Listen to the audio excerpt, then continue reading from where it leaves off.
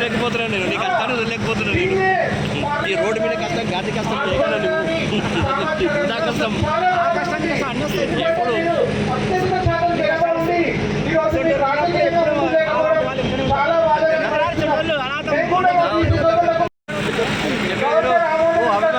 లేకపోతున్నాను నేను నీకు అంతాను వదిలేకపోతున్నాను నేను ఈ రోడ్డు మీద కష్టం గాది కష్టం చేయగల నువ్వు నా కష్టం కష్టం చేస్తా అన్నీ వస్తాయి ఎప్పుడు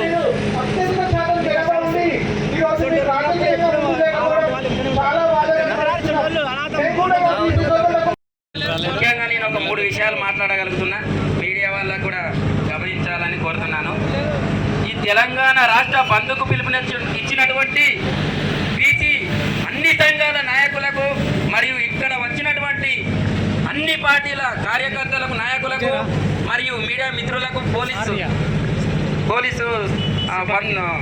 బందోబస్తుకు నా యొక్క నమస్కారాలు. ముందుగా ఈరోజు మన యొక్క తెలంగాణ రాష్ట్ర బంధు మనకు తెలంగాణ విఠల్ గారు కానీ ఇంకా కొంతమంది పెద్ద అగ్రనేతలు అసలు ఈ తెలంగాణ బంధు ఎవరి కోసం ఎవరిపైన ఎవరి మీద చేస్తున్నారు, ఈ ప్రపంచంలోనే ఎక్కడ లేనటువంటి తెలంగాణ బంధు ఈరోజు తెలంగాణ రాష్ట్రంలో చేస్తున్నారని ఈ బీసీ సంఘాల యొక్క బీసీ బిడ్డల మీద ఎగతాళి మాట్లాడుతుండడం జరుగుతుంది. కాబట్టి అందరూ గ్రహించాలి, మనకు సామాజిక న్యాయం, ఆత్మగౌరవం, రాజ్యాధికారం రావాలని మన బీసీ సంఘాలు, బహుజన పార్టీ సంఘాలు అందరూ కోరుకునే నినాదం ఇది. కానీ మనకి ఈ ఆత్మగౌరవం, ఈ సామాజిక న్యాయం జరగాలంటే మనకు రిజర్వేషన్ 42% రావాలని మనం రాజ్యాధికారం చేస్తే ఇవన్నీ మనకు తగ్గుతాయి. కాబట్టి ఈ యొక్క బీసీ సంఘాల నాయకులు, బీసీ ముద్దు బిడ్డలు అందరు ఇక్కడికి వచ్చినందుకు అందరికీ ధన్యవాదాలు. ముఖ్యంగా ఈ పార్టీ కండువాలు వేసుకోవడం వచ్చినందుకు నాకు చాలా బాధగా ఉంది. ఎందుకంటే ఒక బీసీ బిడ్డ అన్ని సంఘాల కార్యకర్తల, అన్ని సంఘాల బిడ్డల్లాగా ఒక బీసీ బిడ్డలాగా వచ్చి ఉంటే ఇక్కడ ఒక గందరగోళం సృష్టించేది కాదు, జరిగేది కాదు. ఇప్పుడు నేను ఒక భారతీయ జనతా పార్టీ కార్యకర్తగా ఈ కేంద్ర ప్రభుత్వానికి, ఇక్కడ ఉన్నటువంటి రాష్ట్ర ప్రభుత్వానికి నేను సవాల్ విసురుతున్నా. ఈరోజు అన్ని పార్టీల బీసీ బిడ్డలను కలిసి ఈరోజు మనం బీసీ రిజర్వేషన్ ఎవరైతే అడ్డుకుంటున్నారో వాళ్ళపై మనం పోరాటం చేద్దామని నేను ఈ సభాముఖంగా అందరికి చెప్తున్నా. ఇంకొక విషయం అందరికి గుర్తుంచుకోండి, మరి అందరి శాఖారులే రొయ్యల ముట్టేయడవాయని ఈరోజు మనము ఆలోచించాలి. అందరు శాఖారులే రొయ్యల ముట్టేయడవాయే. ఈ లుచ్చగల్ల రాజ్యంలో బిచ్చగల్ల బతుకులా ఈ బీసీ బిడ్డలదని నేను భారతీయ జనతా పార్టీ కార్యకర్తగా చెప్తున్నా, ఒక బీసీ ముద్దు బిడ్డగా చెప్తున్నా. కాబట్టి ఈ అవకాశం ఇచ్చినటువంటి బీసీ సంఘ నాయకునికి మరియు అందరికీ నా యొక్క ధన్యవాదాలు.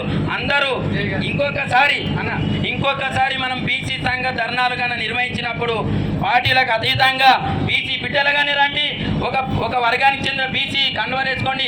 తెలంగాణ బీసీ సంఘం కానీ, కుర్మ కుల సంఘం కానీ అన్ని కండువాలు వేసుకురండి. కానీ రాజకీయ పార్టీల కండువాలు వేసుకురాకుండా చేస్తే మన ఉద్యమం ఢిల్లీ వరకు చేరుతుంది, లేకపోతే ఈ ఢిల్లీ వరకు చేరుతుంది, మన బీసీ రేజెంట్ రాదు అని అందరి ముందర నేను చెప్తున్నా. అందరికీ ధన్యవాదాలు, ఈ అవకాశం ఇచ్చినటువంటి వారికి ధన్యవాదాలు తమ్ముడు.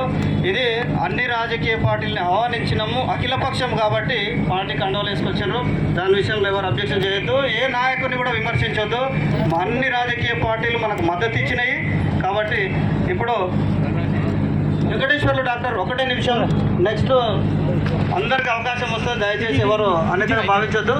రమేష్ బాబు అన్న, ఎర్రపల్లి సీన్ అన్న, వాస్తవంగా బీసీ కండువాలు అడిగినరు, మన దగ్గర కొంత షార్టేజ్ ఉండడం వల్ల వేయలేకపోయినాం. కాబట్టి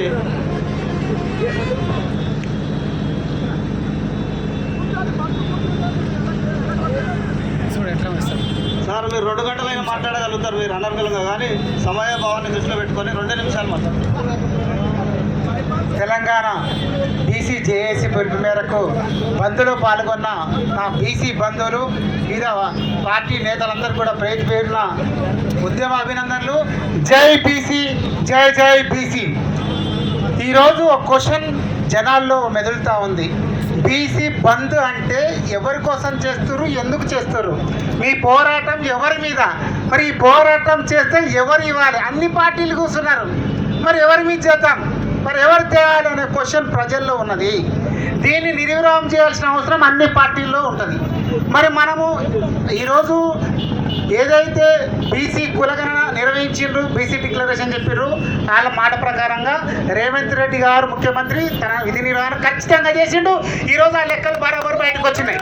సో దాని తర్వాత చేయాల్సిన పని కూడా చేశారు. ఎందుకంటే అసెంబ్లీలో దాన్ని తీర్మానం చేసిన గవర్నమెంట్ వచ్చి పద్ధతి ప్రకారం అయింది.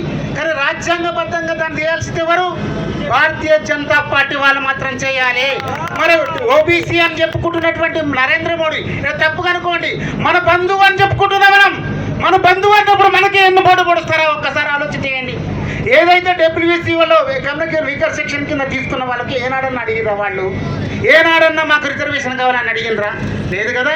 మరి వాళ్ళకు 10% రిజర్వేషన్ ఇచ్చిండ్రే, మరి ఆ రోజు మనం అడగలేదు. అలాగే టీఆర్ఎస్ నేను అడుగుతున్న సూటిగా, టీఆర్ఎస్ పార్టీలు ఉన్నంత మాత్రం నేను భయపడాల్సిన అవసరం లేదు. 33% రిజర్వేషన్ ఉన్న దాన్ని 23% తీసుకొచ్చినప్పుడు బీసీలారా సిగ్గుందా ఆ రోజు ఎందుకు రోడ్డు మీద రాలేదని చెప్పి నేను అడుగుతా ఉన్నా ఆ రోజు. అందుకే ఏ పార్టీలో ఉన్న బీసీ నాయకుడు నిక్కచ్చిగా నిజాయితీగా ఉన్నటువంటి వాడు కావాలి. అంతేగాని ఆ పార్టీకి ఈ పార్టీకి కొమ్ము కాసేటోడు ఇట్లాంటి వాళ్ళు బీసీలో ఉంటే మాత్రం రేపు ఇదే పరిస్థితి వస్తుంది. మీరు మళ్ళీ ఇట్లాంటి ఉద్యమాలు చేస్తే మాత్రం బీసీలకు రిజర్వేషన్ రాదు. రిజర్వేషన్ రావాలంటే ఒకటి లోక్సభలు, ఉభయ సభలు, 2 సభలు మాత్రం ఆమోదం పొందాలి. అప్పుడు బీజేపీని మనం గట్టిగా నిలదీసి అడగాలంటే మనం ఉన్నట్టు ఎమ్మెల్యేలు, ఎంపీలు, మెయిన్ రాజ్యసభలో ఉన్నట్టు ఎంపీలు మొత్తం కూడా ఏకతాటికి వచ్చి చేస్తే తప్ప, అన్ని రాష్ట్రాలను కూడా కలుపుకొని పోతే తప్ప బీసీలకు న్యాయం జరగదు. 42% రిజర్వేషన్ అమలు అవుతుంది తప్ప అప్పటి వరకు మనకి ఇట్లా రోడ్ల నుంచి తిరిగితే మాత్రం ఖచ్చితంగా కాదని చెప్పి తెలియజేస్తూ ఈ అవకాశం ఇచ్చిన పెద్దలందరికీ ధన్యవాదాలు తెలియజేస్తున్నా. జై బీసీ, జై జై బీసీ. విద్యావంతుల వేదిక శ్రీనివాస్, ఒకటే నిమిషం. నెక్స్ట్ రమేష్ బాబు, నెక్స్ట్ యూసుఫ్ భాయ్, నర్మదా కిష్టప్ప అందరూ మాట్లాడతారు. దయచేసి అందరికి అవకాశం వస్తుంది. మొదటగా ఇక్కడ విచ్చేసినటువంటి వివిధ ప్రజా సంఘాలు, వివిధ రాజకీయ పార్టీలు, పత్రికా మిత్రులు, అదేవిధంగా పోలీసు మిత్రులందరూ కూడా దయచేసి అక్కడ ఎన్నికోయి లారీలు ఆపితే వారి ఇప్పించినందుకు మనకు వాళ్ళ కృతజ్ఞత తెలిపినట్టు ఉంటుంది. మనకు హెల్ప్ చేస్తే మనం కూడా వాళ్ళని కాపాడాలి. కాబట్టి బుక్కను ఇలా కేంద్ర ప్రభుత్వం ఏం చేసింది అని లాక్కున్నది.